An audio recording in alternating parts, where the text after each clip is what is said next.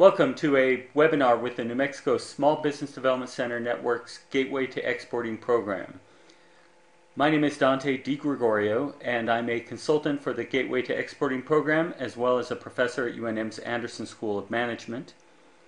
My topic today will focus on doing business in Mexico, and specifically on the myths and realities of doing business in Mexico. If I were to give a presentation on most other countries, it would be relatively safe to assume few preconceived notions about what the country is like. In the case of Mexico, most people have been to Mexico, or even if they haven't, they have some preconceived notion about what it's going to be like. And some of these notions are based in reality and some are not. And so I'm going to focus my presentation around what I will call a series of myths that are pervasive. Many of these are based in reality, sometimes outdated reality, but I'm going to sort of walk you through these and try to pull out what is myth, what is reality, and what is the relevance for a company that wants to do business in Mexico. So the myths that I'm going to be discussing are the following. First of all, that Mexico is not a significant market, other than perhaps some basic goods. Second, that Mexico is a country with continuous economic crises. Every 6 years, the country falls apart. There's no stability. In addition, the peso is worthless. Inflation's rampant. Impossible to do any sort of business planning there. Furthermore, the country's technologically backwards. And to the extent that there's any industry present in the country, it's simply dominated by U.S.-led maquiladoras, and all the decisions are being made back in the U.S. anyway. Another myth is that Mexican culture is simply not conducive to doing business due to high levels of corruption and this land of mañana mentality. And then finally, the myth du jour is that Mexico is a failed narco state. So the rest of my presentation is going to pull apart each of these myths and again discuss what is really going on and what is the relevance for a business trying to do business in Mexico. So, first off, Mexico is too poor to be a significant market for anything but basic goods.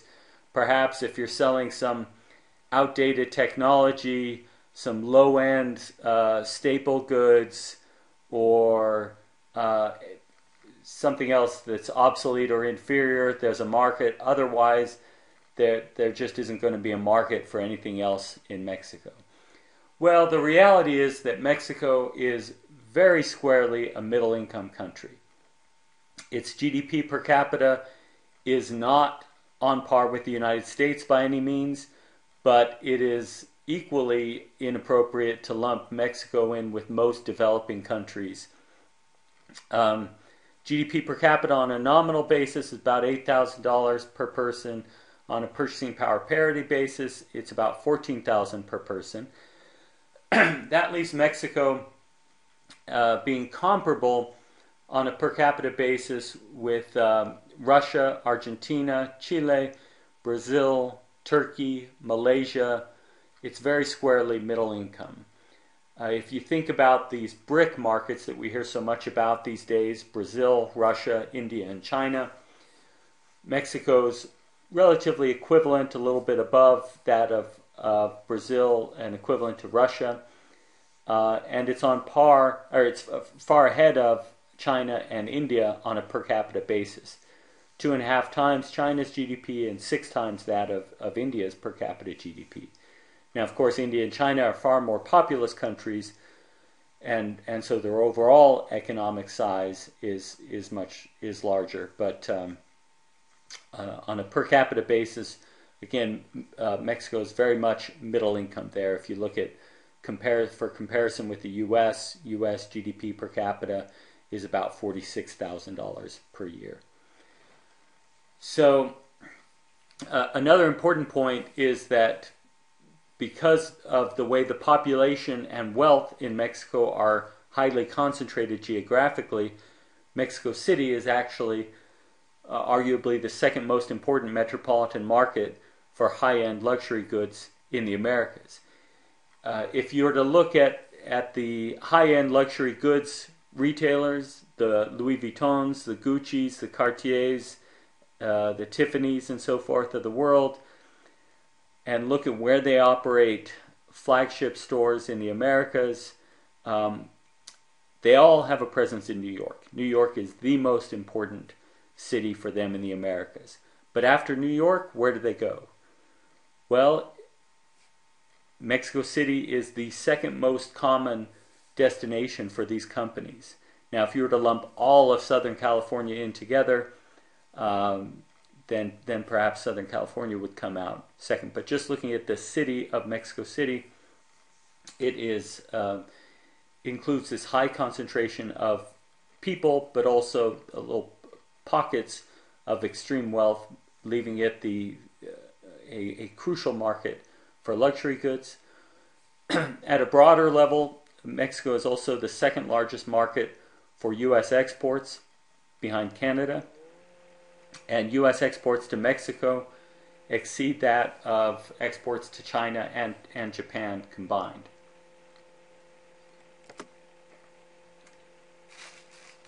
The second myth is that Mexico is a country that faces constant economic crises. The peso is worthless. There's high inflation. Every 6 years, the country falls apart at the end of the presidential term. And these economic crises that happen around the world pass on to Mexico, and it makes it really impossible to do any sort of business planning in the country. Well, this is certainly based in reality. In fact, Mexico did experience these sexennial crises at the end of each 6-year presidential term. Mexico has a 6-year non-renewable, or 6-year presidential term with no re-election. And almost like clockwork, the country basically imploded every 6 years economically, from 1976 through 82, a little early in 86, 87 before the 88 transition, and then again in 1994. However, this cycle was broken in 2000. It didn't come back in 2006, and in this year's elections in 2012, I really don't know what exactly to expect, but I can say with a fair amount of confidence that we're not going back to the economic crises of the past. Mexico's economy, as well as its political system, has moved to a very different sort of system. Mexico's avoided contagion from the emerging market crises that emerged out of Southeast Asia in the late 90s, Argentina and Brazil in the early 2000s, and more recent emerging market crises. Now, it didn't avoid contagion from the 2008 crisis that came out of the United States, which is an issue I'll get to in a subsequent presentation. The peso has, over the past decade, been stronger and more stable than the U.S. dollar most of the time, and fairly recently that's changed. Overall, the peso has remained fairly stable, at least as stable as currencies are these days. Inflation is down below 5%. Mexico has investment grade status, and so Mexico's economy is far more stable than it has been at any point in the past, really. A second myth is that Mexican industry, or a third myth rather, is Mexican industry is technologically backward and driven by U.S.-led maquiladoras. So, and I think this is a myth that's particularly hazardous because it is so widespread and because it's pretty inaccurate. There are pockets of technologically backwards industry in Mexico, but there are also pockets of very technologically advanced engineering and production, and those pockets are really growing, and that's where Mexican industry is moving. So if you look at things like ISO standards and other industry-specific standards, Mexican industry is, in many cases, world-class and really focuses on these international standards as a way of being and remaining state of the art in production. But Mexico also has a much more industry-focused economy than the U.S. Industry manufacturing accounts for a small and declining percentage of the U.S. economy.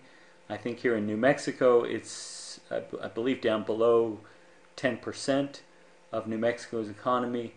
If you look in Mexico, its industry is far more significant in its role in the economy, and that is much more stable than it is in the case of the United States.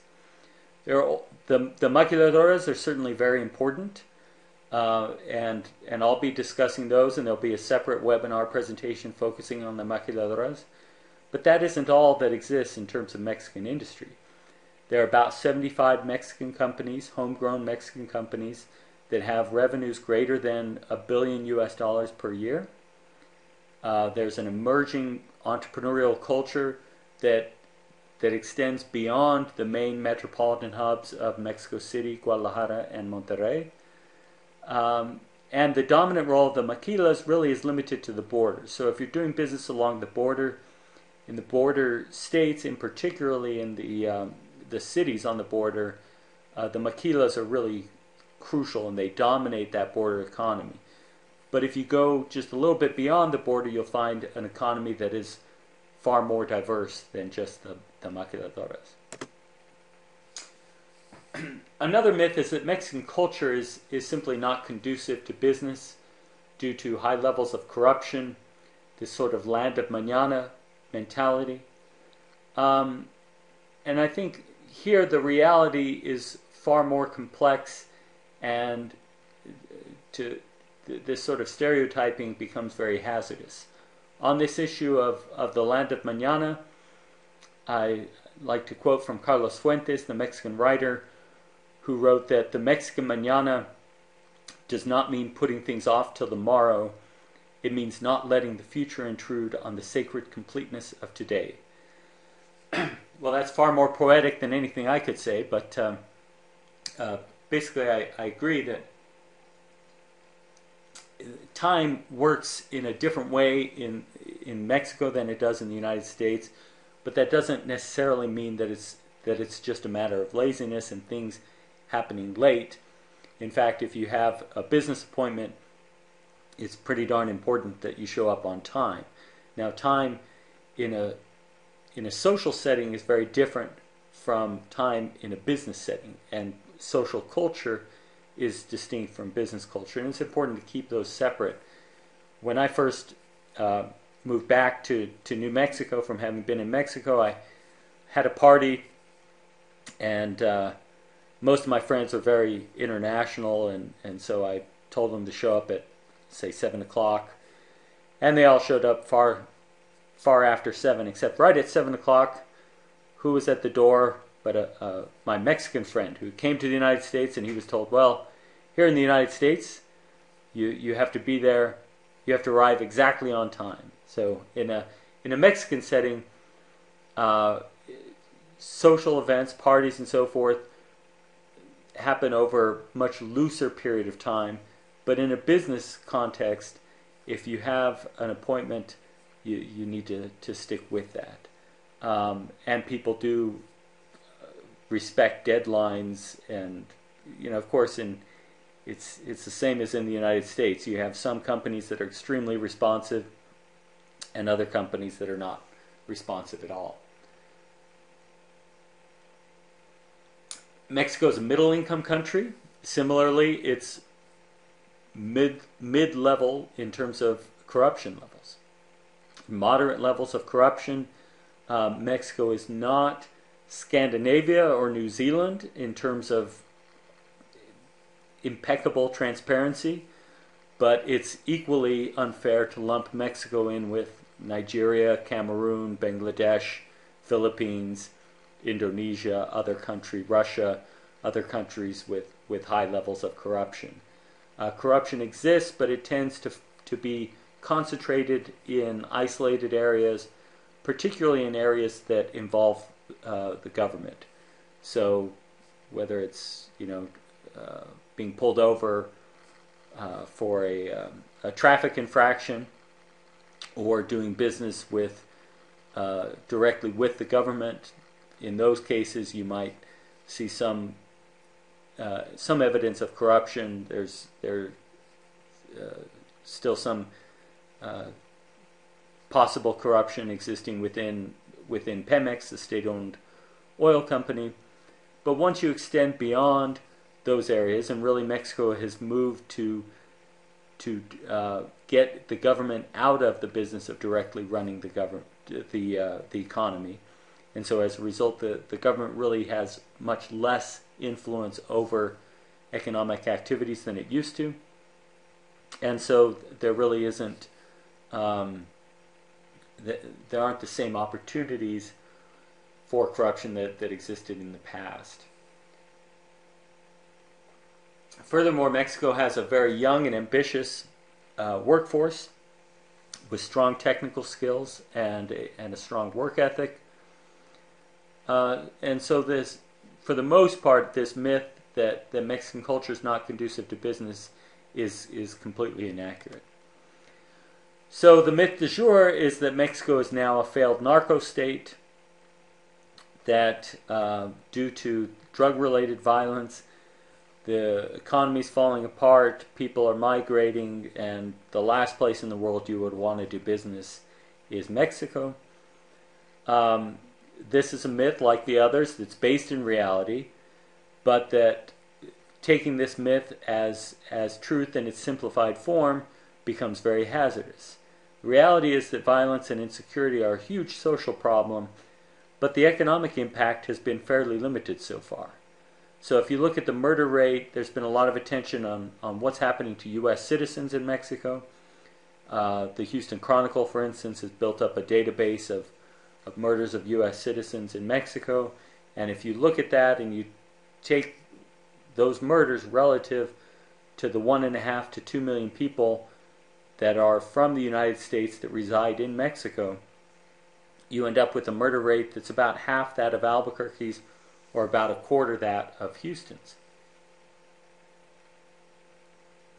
I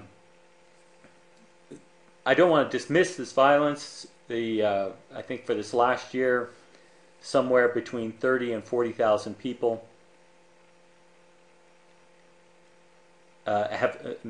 somewhere between 30,000 to 40,000 people have been murdered through drug-related violence since the government stepped up its enforcement in 2007 to 2008. Over this last year, there have been about 12,000 to 14,000 drug-related homicides in Mexico.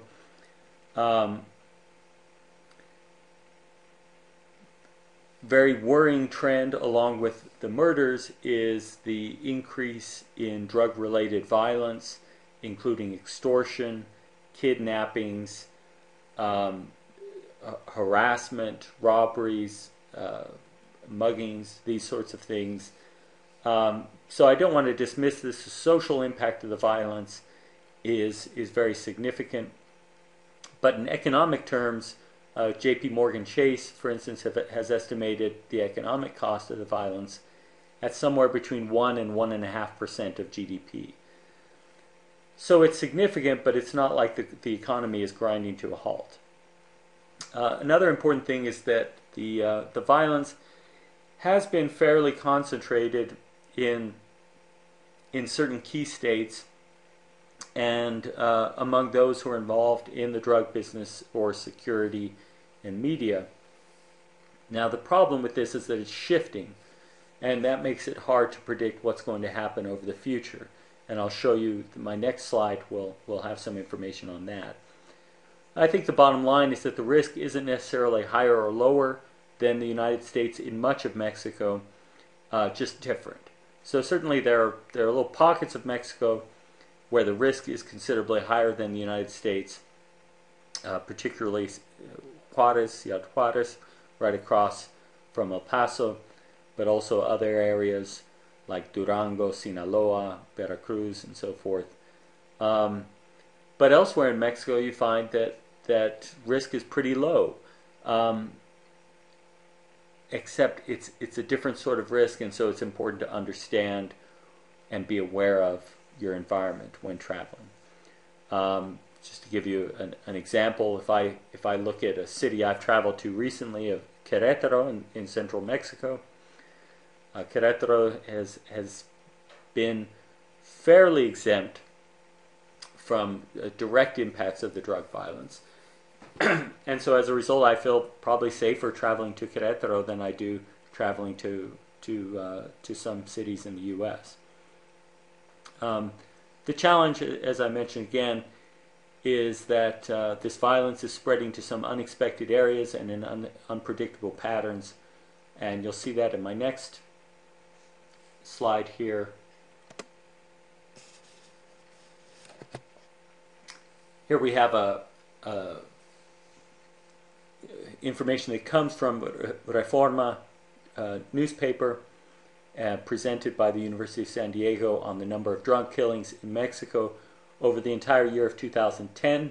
Unfortunately, I do not yet have this information at the state level for the entire year of 2011, so I'll discuss how this is shifting. But if you look at the darker states, being the states with higher numbers of drug killings and other violence and crime associated with the drug business, tends to be concentrated in the border states. Overwhelmingly, this was concentrated in the state of Chihuahua, and in particular in the city of Juarez. But over the past year to year and a half, it's spread to other areas, including Monterrey, which is in the state of Nuevo León. It's the NLE on this map. Monterrey is a city that historically has been very stable.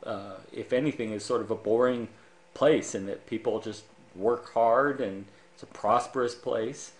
I lived in Monterrey, and I've lived in San Antonio, and I really can't tell you there's much difference between the two. So Monterrey is very much like a U.S. city. So it's astonishing to see over the past year how the violence has spread to the city of Monterrey, and there have been these blockades. The cartels come in and commandeer tractor trailers and shut down the interstate highways coming into and out of Monterrey, just as a way of flexing their muscle and showing how much power they have these days. So that's the disturbing thing about the drug-related violence, is how unpredictable it is in the way that it's spreading. However, there are certain areas of the country that really have not been impacted dramatically from the drug violence. Surprisingly, Mexico City, over the past 3 or 4 years, has been a safer place than it's been at any point over the past couple of decades. Guadalajara, until about 6 months ago, was similarly unaffected. Now, very recently, that started to shift in Guadalajara, and so that's an important thing to watch. Over the past year, also some of the violence has spread over into the state of Veracruz, which was an area that before was not very effective. So you see in this chart from 2010, Veracruz was very low, and within a year it shifted to being one of the hot spots where you have battles between the different cartels going on, and so within a short period of time this has really shifted. On the other hand, we see that Chihuahua, which has been the center of the drug-related violence since this whole problem really heated up in 2007 and 2008, over this past year, Chihuahua has begun to significantly improve, and Juarez has experienced somewhere around a 30% drop in violence, and it appears to be sort of settling down there. So it's certainly from a business sense, the important thing is to be informed and to be careful, and it complicates planning, but because the economic impact has been fairly limited, this is not something that should prevent you from seeking out business opportunities in Mexico. So that's the end of this presentation. You'll see 2 additional presentations focused on doing business in Mexico.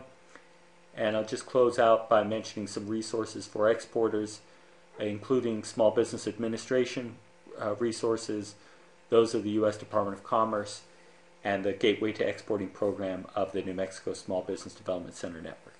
Thank you.